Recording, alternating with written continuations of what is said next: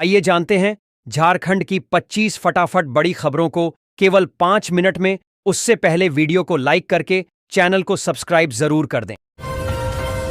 सहारा India ने निवेशकों को इन जिलों में भुगतान शुरू किया। खुशखबरी आई। भारत में एक समय सहारा इंडिया का नाम निवेश के क्षेत्र में काफी प्रसिद्ध था। हजारों लाखों लोगों ने इस कंपनी की विभिन्न योजनाओं में अपनी मेहनत की कमाई निवेश की थी, परंतु पिछले कुछ वर्षों से इन निवेशकों का धन अटक गया था, जिससे उन्हें काफी परेशानी का सामना करना पड़ रहा था। अब इन सभी निवेशकों के लिए एक सुखद समाचार है कि उनके निवेशित धन की वापसी की प्रक्रिया प्रारंभ हो गई है। यह निर्णय विशेषकर उन लोगों के लिए अत्यंत महत्वपूर्ण है जो लंबे समय से अपने पैसे की वापसी का इंतजार कर रहे थे। अब डिजिटल माध्यमों से रिफंड हेतु आवेदन देने की सुविधा उपलब्ध कराई जा रही है। यदि आप भी सहारा इंडिया में निवेशक रहे हैं तो यह जानकारी आपके लिए अत्यधिक लाभदायक सिद्ध हो सकती है।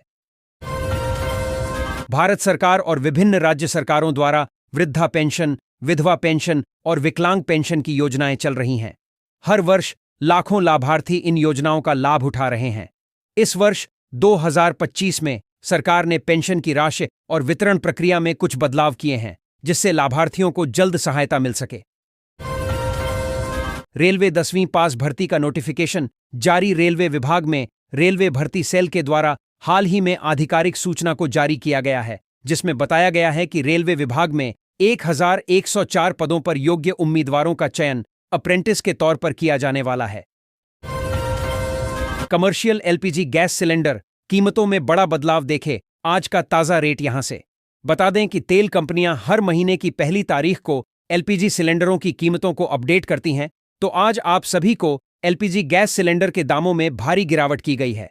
हम आपसे भी कोई इस आर्टिकल के माध्यम से यही अपडेट देने वाले हैं कि आखिर 14.2 किलोग्राम वाले एलपीजी गैस सिलेंडर का कीमत क्या लगेगा। अगर आप लोग जानना चाहते हैं तो हमारे इस आर्टिकल को अंत तक जरूर पढ़ें और पूरी अपडेट सही जरूर जानें। सिर्फ इन किसानों को मिलेंगे 21वीं किस्त के 2000 रुपए। प्रधानमंत्री किसान सम्मान निधि योजना देश भर के किसानों को आर्थिक सहायता देने वाली सबसे बड़ी सरकारी योजना है। इस योजना के तहत अब तक किसानों को 20 किस्तों के माध्यम से 6000 रुपए सालाना की सहायता दी जा चुकी है। अब सरकार 21वीं किस्त जारी करने की तैयारी में है।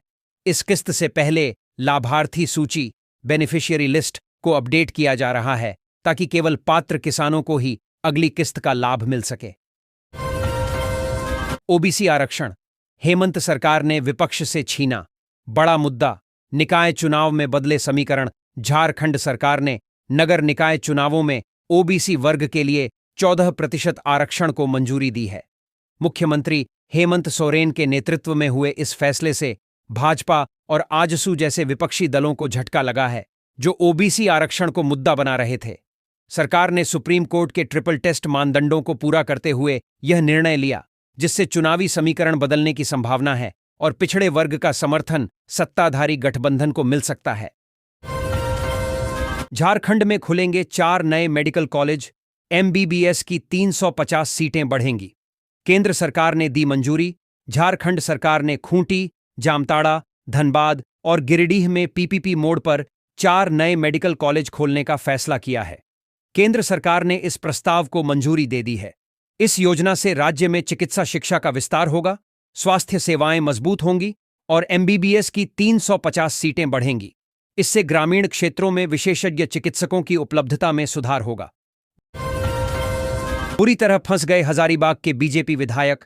प्रतिबंधित वन भूमि की जमीन लेने का आरोप। हजारीबाग में वन भूमि घोटाले के मामले में एसीबी ने भाजपा विधायक प्रदीप प्रसाद को भी आरोपी बनाया है।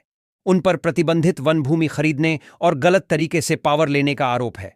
इस मामले में पहले से ही कई अधिकारी और व्यवसायी आरोपी हैं और एसीबी ने विधायक द्वारा खरीदी गई जमीनों का ब्यौरा भी खंगाला है। विधायक प्रदीप प्रसाद ने इन आरोपों को बेबुनियाद बताया है। झारखंड में दिखा छठ महापर्व का अलग ही रंग। तस्वीरों में देखिए, आस्था का महाकुंभ। झारखंड में छठ महापर्व का विशेष महत्व है।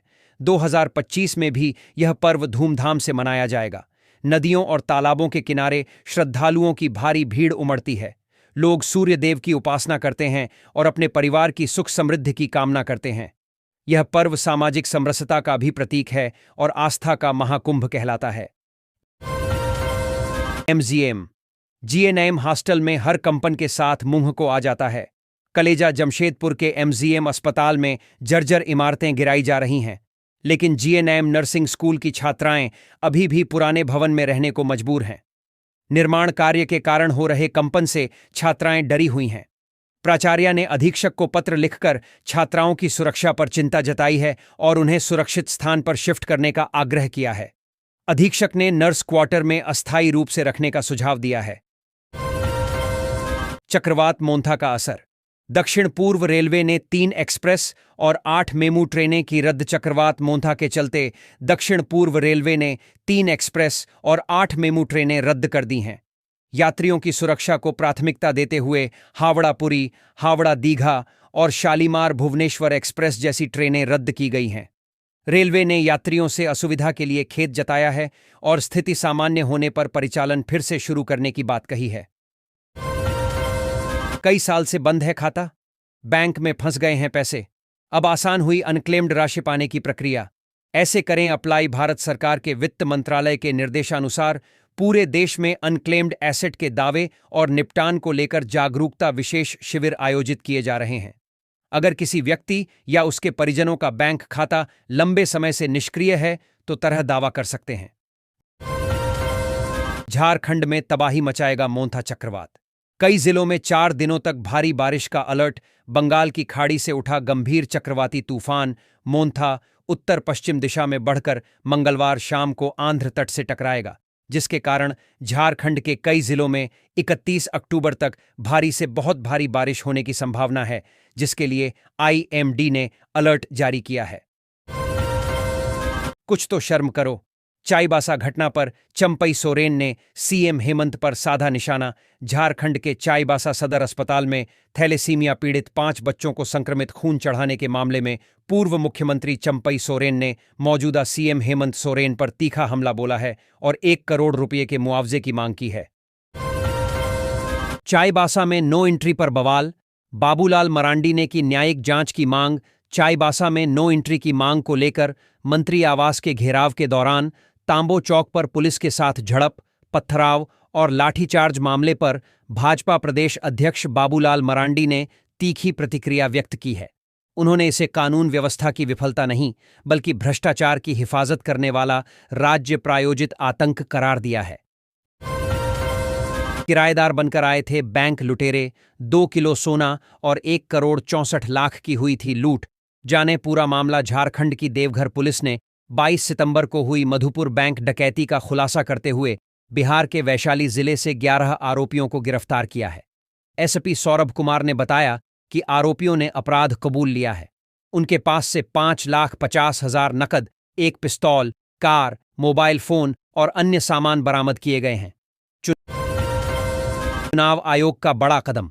बांग्लादेशी घुसपैठ के आरोपों के बीच झारखंड में भी SIR की अटकलें। भारत निर्वाचन आयोग की ओर से सोमवार को कई राज्यों के लिए मतदाता सूची के विशेष गहन पुनरीक्षण का विस्तृत कार्यक्रम जारी किए जाने की उम्मीद है।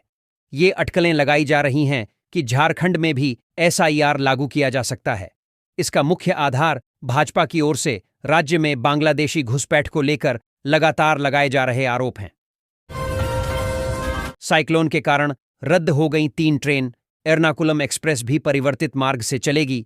ओडिशा के दक्षिणी तट पर चक्रवाती तूफान मोंथा के खतरे को देखते हुए दक्षिण पूर्व रेलवे ने यात्री सुरक्षा के लिए कुछ ट्रेनों को रद्द कर दिया है और कुछ के मार्ग बदल दिए हैं।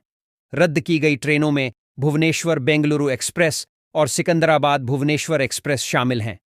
एर्नाकुलम एक्सप्रेस परिवर्तित मार्ग से चलेगी। ऑनलाइन लैंगिक हिंसा व्यापक वैश्विक समस्या, मंत्री दीपिका ने कहा। सामूहिक प्रयासों से ही इसका समाधान संभव। महिला एवं बाल विकास मंत्री दीपिका ने कहा कि ऑनलाइन लैंगिक हिंसा एक व्यापक वैश्विक समस्या है। यह महिलाओं और लड़कियों को साइबर बुलिंग, उत्पीड़न और अश्लील सामग्री के प्रसार जैसे रूपों में प्रभावित करती है। सरकार इसे रोकने के लिए राष्ट्रीय कार्य योजना बना रही है। मंत्री ने माता-पिता, शिक्षकों और नागरिक समाज से जागरूकता बढ़ाने और पीड़ितों को सहायता प्रदान करने का आग्रह किया। सामूहिक प्रयासों से ही इस समस्या का समाधान संभव है। अब सरकार दे रही है 78,000 रुपये की सब्सिडी। बिना खर्च के लगवाएं सोलर पैनल घर बैठे केंद्र सरकार की ओर से शुरू की गई पीएम सूर्य घर योजना के तहत आप आसानी से सब्सिडी प्राप्त कर सकते हैं और बिजली की बचत कर सकते हैं। आप अपने घर पर सोलर पैनल इंस्टॉल करके अच्छी खासी बिजली की बचत कर सकते हैं। इस योजना का उद्देश्य सभी नागरिक भारत के जो सोलर पैनल इंस्टॉल करके बिजली की बचत करना चाहते हैं, उनके लिए यह काफी महत्वपूर्ण योजना है। आपको बता दें, पीएम सूर्य घर योजना के तहत 78,000 रुपये तक की सब्सिडी भी प्राप्त कर सकते हैं। हालांकि सब्सिडी प्राप्त करना काफी आसान है। आप कैसे प्राप्त कर सकते हैं? और मासिक बिजली बिल से यदि आप परेशान हो चुके हैं, तो यह योजना आपके लिए काफी महत्वपूर्ण साबित हो सकती है।